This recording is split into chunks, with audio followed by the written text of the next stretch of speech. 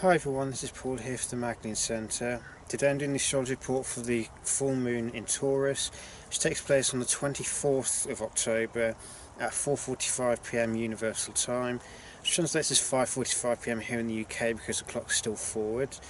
And I'll be outlining some of the key themes and aspects that the full moon highlights to us and giving an explanation for what it means for us overall. But before I do that, I just want to clarify, as I always do, that the astrology doesn't control our lives. It merely is a set of influences that if we understand them, we can go with the flow of the lessons that they're highlighting to us. We can go with the follow the path of natural growth, and by taking action to participate, we can grow from it. But if we don't engage with it, then nothing will actually change in that respect. Now, this particular full moon involves the sun in Scorpio with the moon in Taurus. So the sun side of things is highlighting the month of transformation and change. It's going within, it's like taking that inward journey of rooting out any hidden complexes, any hidden motivations within the psyche. It's facing old mental obsessions, and through shining light on them, releasing them. But with Scorpio, if we're not careful, we can get so obsessed with exploring the darkness that we forget to stay grounded or forget to enjoy the simple things. This is where the moon in Taurus acts as a counterbalance. So the two of them together highlighting that the complementary energies of Taurus and Scorpio at the same time. Both of them deal with at some level of security. Taurus, the physical security, and Scorpio, emotional security. But both of them are transformed through releasing attachments and learning to have faith that whatever we need will be provided. There's also understanding that the greatest resource we have lie within us. In Taurus, we develop our own personal resources. With Scorpio, it's about sharing them and recognizing that where more can be achieved through consciously sharing resources towards a transpersonal goal that is greater than either two parties involved. And through this mutual sharing, we enable more transcendent goals or more advanced objectives or humanitarian perspectives to be achieved in that respect. So this moon is all about highlighting that transformation, transforming our values, transforming the nature of our relationships, and making sure that our values are rooted in truth, in authenticity, and that we're grounded throughout the whole process so that we're not overwhelmed by emotions coming up from the deep mind. So the Taurus side of things reminds us to stay connected with the body, remain grounded throughout the process, and as emotions come up, ground them out, feel them, allow the conflicts to be illuminated, and then release these old attachments. And by shining this light into the shadow, we uncover some of the gifts hidden there. It requires that we be grounded and we take responsibility for the whole process. Now, this particular full moon has quite a lot of aspects to it. Not least of all, we have Venus, who's the ruler of the full moon because she rules the Taurus, which the moon is in. She's also in Scorpio, and they're very close to conjunction with the sun at this point, with her being retrograde. The exact conjunction will be 2 days later.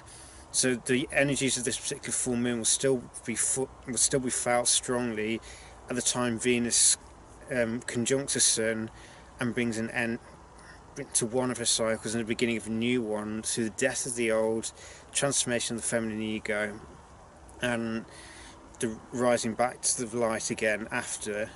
So with Venus being so closely involved, her current retrograde is all about reassessing our relationships with people, understanding our relationship with ourselves, understanding our true values, and going through a death of the old in order to be transformed so that healthy and empowering relationships can emerge on the other side, arise. But this is a time for that commitment to self, to be honest with ourselves, to be true to ourselves, and to learn to love ourselves unconditionally through facing our shadows, facing our deepest fears and transforming them, and learning to understand that our worth is not dependent on how other people perceive us.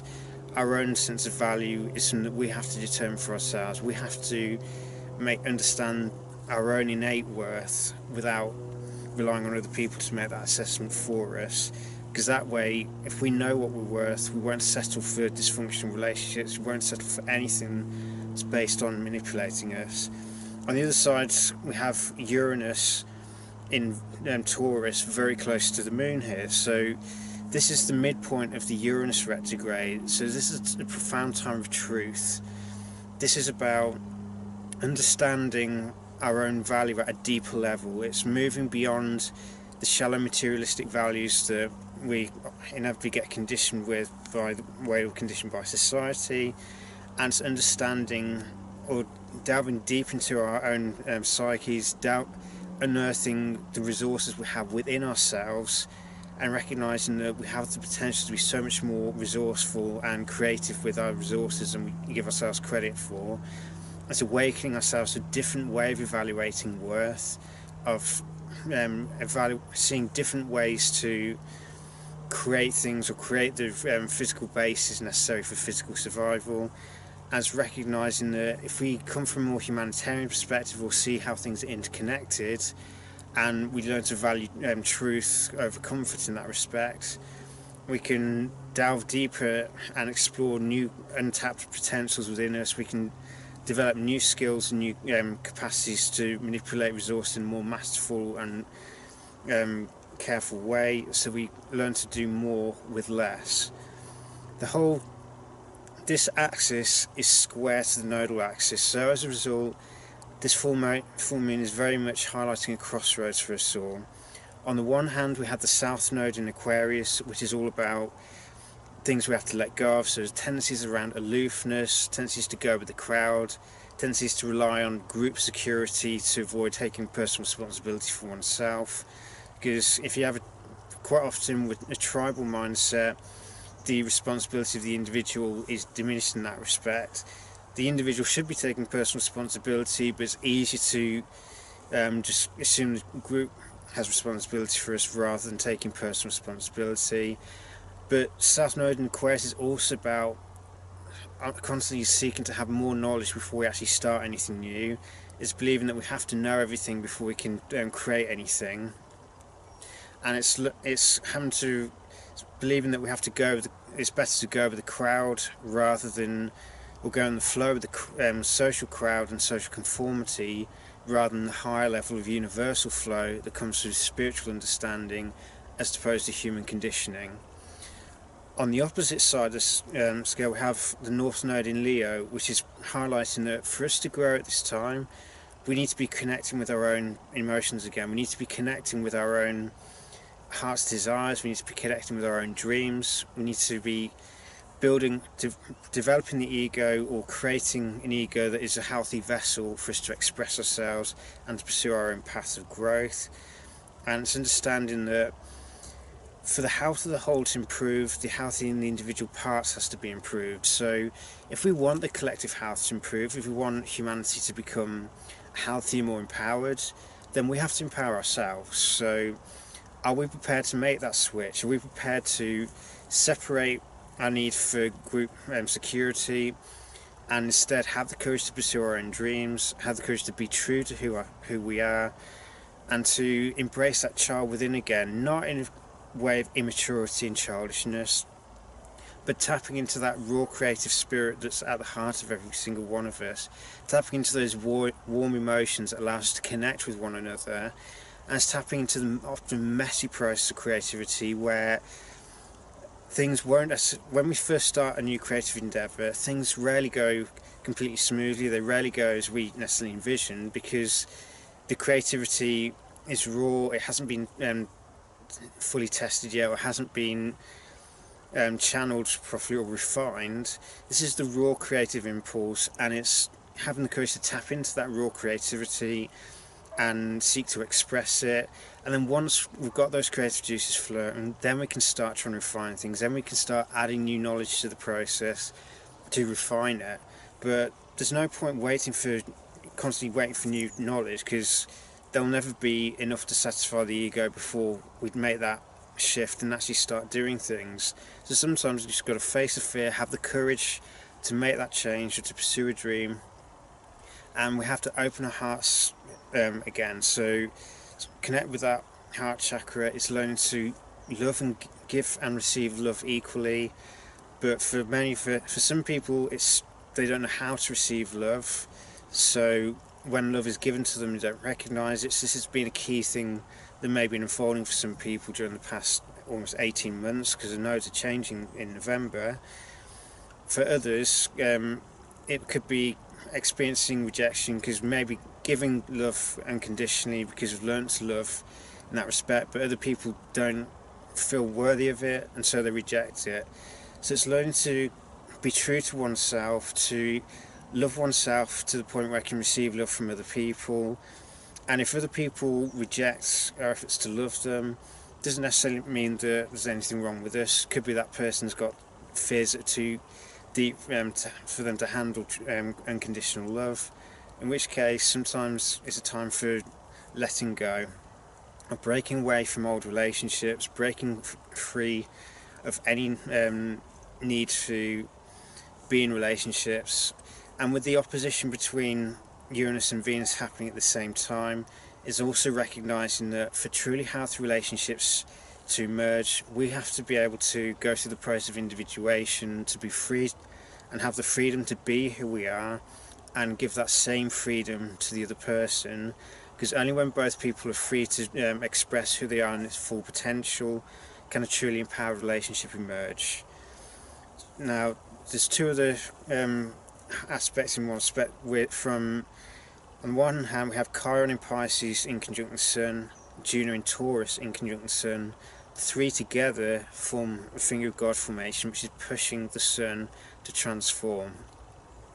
So this may be a time where, with Chiron in Pisces, it could be the wounds of disconnection, where we have addictive tendencies or tendencies to escape, because we're trying to find ways to feel that connection that we feel disconnected from.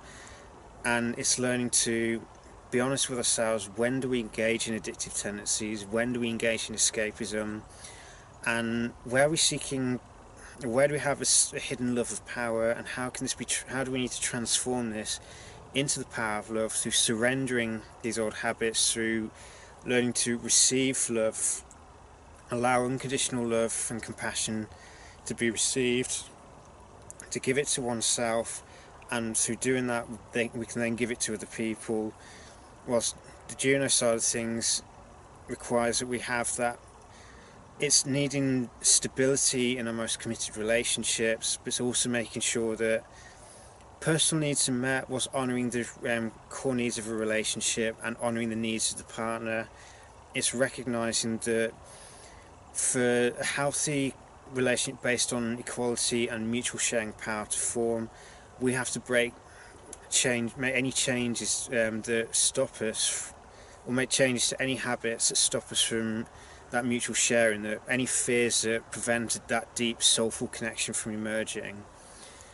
Now there's one other aspect, this time it's a more harmonious one. It's from Saturn in Capricorn, who's sextile the Sun, trine the Moon.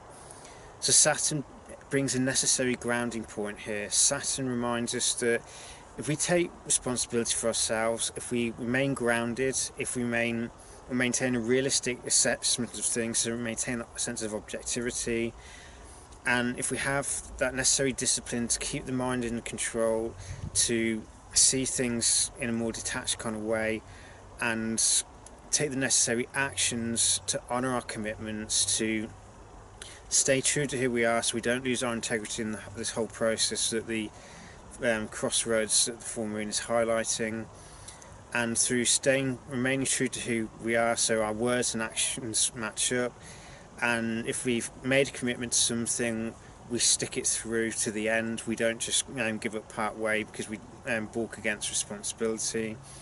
So Saturn gives us an easier aspect to help us more readily incorporate discipline and self-control. At the same time, it can give that necessary grounding to prevent emotions from getting out of hand. And the more we use this grounding point, the more readily the rest of it should then naturally balance out. And with Saturn sextile to Venus in the process and trine to Uranus, this also brings a more grounding element to the Venus retrograde and to the Uranus retrograde. So whatever insights we gain from Uranus, where we have revelations about a sense of worth, Saturn is the point that allows us to then ground it and make it a manifest reality, so it's not just an idea floating in our heads. Or Saturn sextile to Venus allows us to develop or focus on developing a strong foundation to relationships, so that relationship isn't built on quicksand. But obviously, with us going through Venus retrograde, this is also a time of making sure that we stay true to who we are. It gives us that necessary discipline to make sure we don't just throw the whole process out the window and end up being tempted by other relationships which may pull us off balance or undermine the growth that we're trying to achieve during the Venus retrograde. So there's a lot to take on board here, but the key theme here is choice. Do we cut ourselves loose from our past and embrace the future that's trying to work its way into consciousness? Or do we cling to the past out of comfort? Do we cling to any kind of sense of social security through, and by this I mean security in crowds as opposed to money kind of things? Are we prepared to let go of the need to conform, to feel security in groups? And are we prepared to embrace our own creative spirit, embrace our own creative potential? And are we willing to face and transform any fears related to or that affect our ability to connect with one another in a truthful and authentic way? Are we prepared to face our own shadows, acknowledge where old motivations or old complexes prevent us from making the necessary step to grow, and having the courage to make that change, to move away from the south nodes of clinging to group security, instead having the courage to return to the self, to work on oneself, and recognise that if we want everything else to improve, we have to work on ourselves first. Because if we become the best version of ourselves, the people around us naturally benefit. They don't necessarily benefit with us conforming to the crowd, because it doesn't bring any growth there. If we become the best versions of ourselves though, and share our love, share our creativity, encourage others to do the same, then dynamics can change, the health of the whole can improve, and can move more from living in the head and our thoughts, and move into a more centered place of spiritual union between the head and the heart, and we can then speak our truth more freely or more readily, because we understand the need to bring the intellect and intuition together. We understand the need to achieve a more holistic mindset, and the more we transform our minds through letting go of the old, and the more we let go of old fears and embrace forgiveness to transform old hurts, then truly powerful and authentic relationships can emerge, not just on a romantic level, but also deeper levels of intimacy within friendships, where the friendships has a solid foundation that's based on mutual helping, mutual sharing, and making sure that both parties are on equally in the friendship. That's not one person gaining at the expense of the other. Both people are giving and receiving and helping each other to grow. And if we can all make the shift to become the best versions of ourselves, so the people around us can actually benefit, humanity as a whole can start to heal, to let go of the old power compulsions, and to start transforming the polarization that's going on around us, and move more towards unity again. So I hope this useful guide for the full moon in Taurus, may it bring you many blessings and many insights, and may it present you with the opportunity to become the best versions of yourself, to achieve that self-mastery through transforming the mind and releasing old contents from the shadow, and looking to nurture and empower ourselves and one another. And this then pushes us towards that community of enlightened individuals that everyone benefits through the sharing of each other's gifts. So may the full moon bring you many blessings, new insights and new growth. Take care and be blessed.